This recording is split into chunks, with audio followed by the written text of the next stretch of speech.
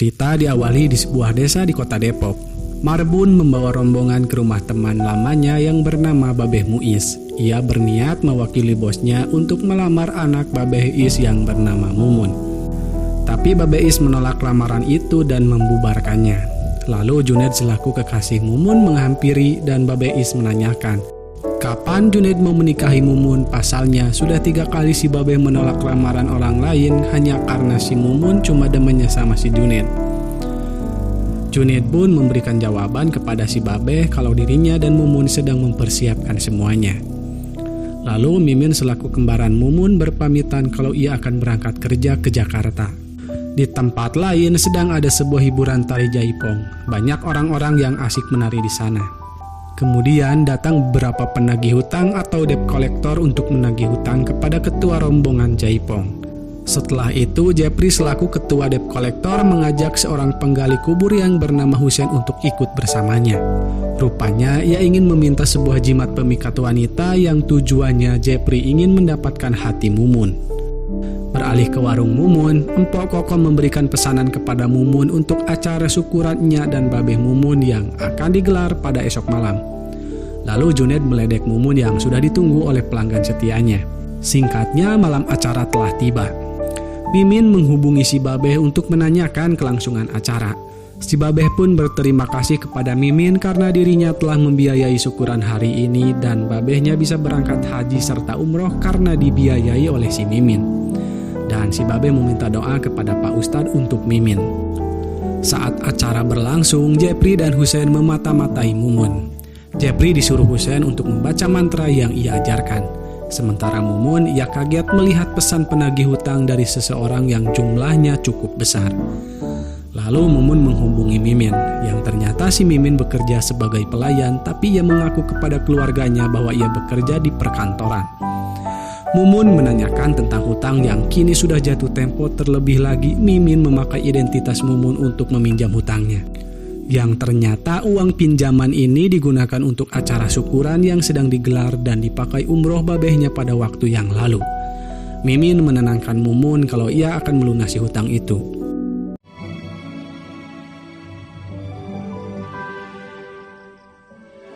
Setelah itu, Mumun menghampiri Jepri untuk menanyakan siapa dan ada keperluan apa Jepri berada di sini.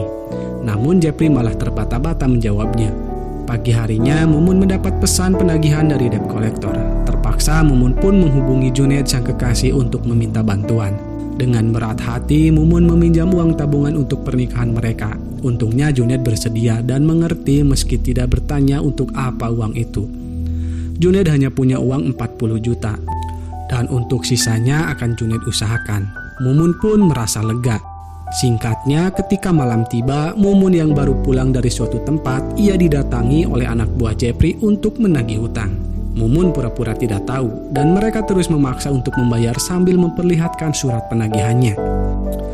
Kemudian, datang Jepri dan memarahi anak buahnya yang berperilaku kasar kepada Mumun. Jepri pun meminta maaf atas perilaku anak buahnya itu, dan Mumun juga ingat kepada Jepri yang pada waktu itu datang ke acara syukuran.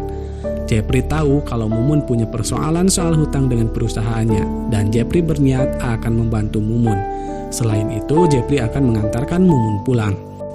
Di dalam perjalanan, Jepri mulai melancarkan niat jahatnya dan tiba-tiba mobil yang mereka kendarai menabrak sebuah motor yang sedang melintas. Di saat itulah Mumun punya kesempatan untuk melarikan diri. Mumun sempat bersembunyi dan mencoba menghubungi Mimin. Di saat Mimin menelpon balik, Jepri mendengar suara nada telepon Mumun. Posisinya pun kini diketahui. Mumun kembali berlari hingga pada akhirnya tanpa Mumun sadari ada mobil melintas ketika ia akan menyeberangi jalan. Dan si supir yang ngantuk pun tanpa sengaja menabrak Mumun. Pagi harinya Mumun ditemukan tak bernyawa. Ia pun dikebumikan oleh keluarganya. Siangnya, 3 buah anak Jepri mendatangi Husein untuk mempertanyakan keampuhan jimat yang diberikan. Bos mereka merasa kalau Husein telah menipunya. Lalu datang Pak Hansip untuk mengamankan wilayahnya.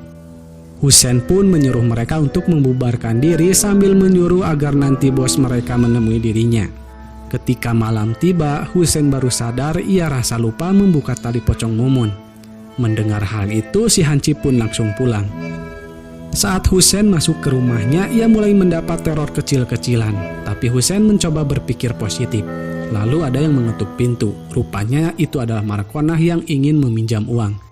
Husein menyuruh Markonah untuk pulang karena ia sedang bokeh. Setelah Markonah pulang, Husein mendapat teror yang lebih nyata dari Pocong Mumun. Si pocong meminta Husein untuk membuka tali pocongnya.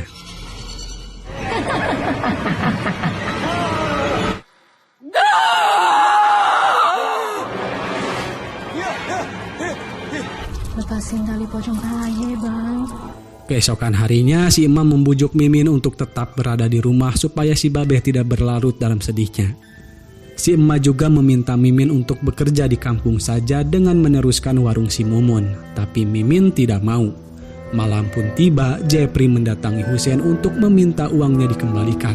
Dan Husein diberi waktu untuk menyiapkan uang yang ia pinta. Di tempat lain, saat si Babeh sedang bersedih, ia mendengar ada suara di luar dan si Babeh merasakan keberadaan Mumun. Pagi harinya si Babeh jatuh sakit. Dan di situasi seperti ini, Jepri dan anak buahnya datang untuk menagih hutang. Untungnya di sana ada Junaid. Jepri menunjukkan surat penagihan yang kini jumlahnya sudah bertambah menjadi 95 juta. Junaid pun memberi pengertian kepada Jepri kalau kedua orang tua almarhumah sedang berkabung. Dan biarkanlah dirinya yang akan menyampaikan surat ini.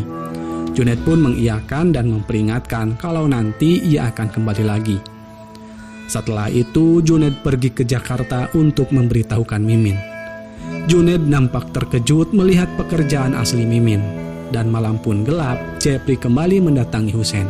Di sana sedang ada Pak Hansip. Ketika Jepri menanyakan di mana Husein, mereka dikagetkan oleh sosok pocong yang sedang berada di belakang Husein. Beralih ke tempat lain, Junaid nampak kesal dengan tingkah Mimin. Kenapa Mimin membohonginya dan babehnya soal pekerjaan? Menurutnya, alangkah lebih baiknya jika Mimin bekerja di kampung saja nerusin usaha empoknya daripada Mimin harus berbohong. Keesokan harinya, Junaid menebak kalau identitas Mumun Mimin pakai untuk meminjam hutang. Dan Junaid memberitahukan kalau ada penagih hutang datang ke rumahnya. Untungnya, Nya dan Babeh Mimin tidak tahu. Karena hal ini, Mimin dan Junaid sempat berdebat tentang hutang ini. Dan Junaid mengajak Mimin untuk bekerja sama. Mimin diharuskan berbakti kepada kedua orang tuanya, sementara hutang Mumun akan Junaid pikirkan nanti. Setelah itu, kesepakatan telah terjalin.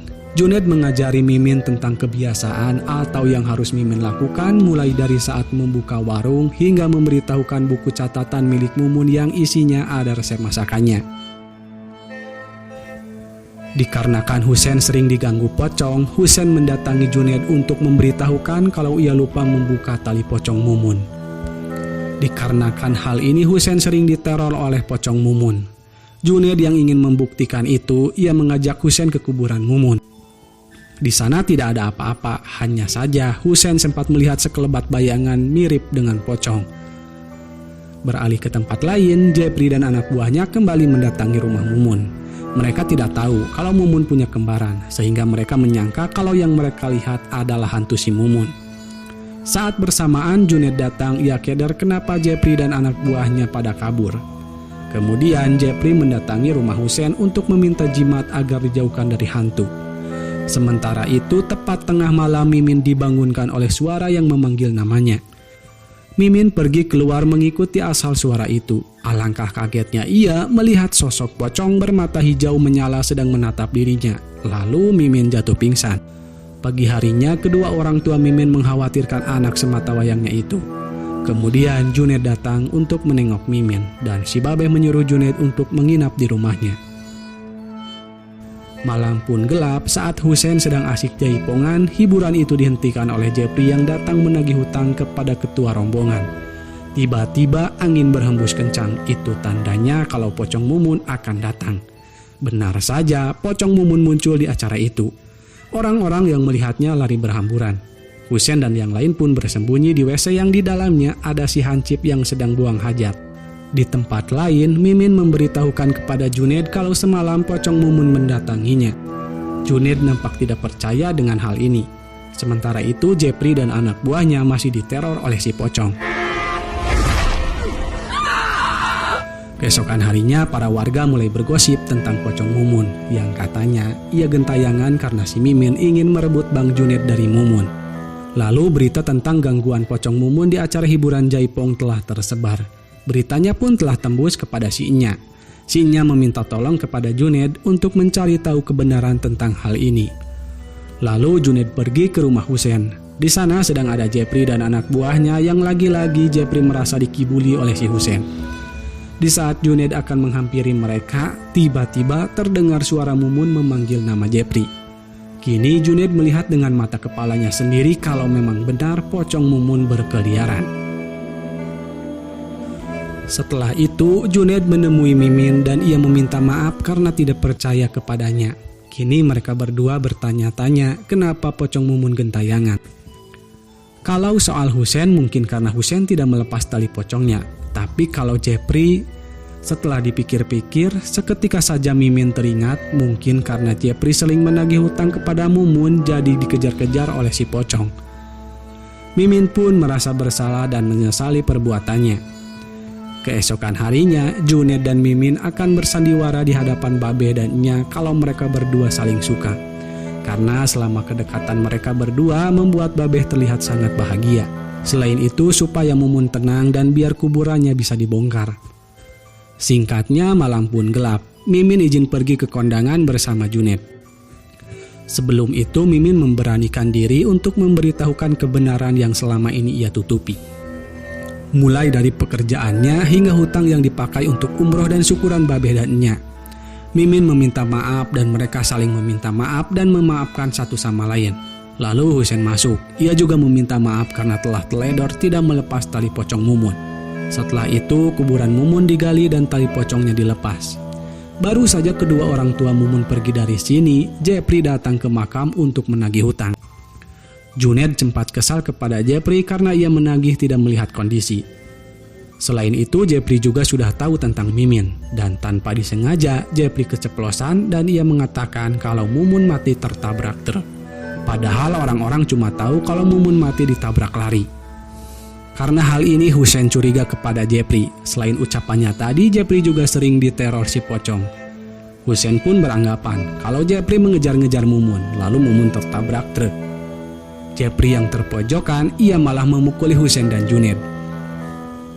Singkatnya, setelah 7 harian Mumun, Mimin mendatangi markas Jepri seorang diri. Juned yang menyadarinya, ia menyusul Mimin.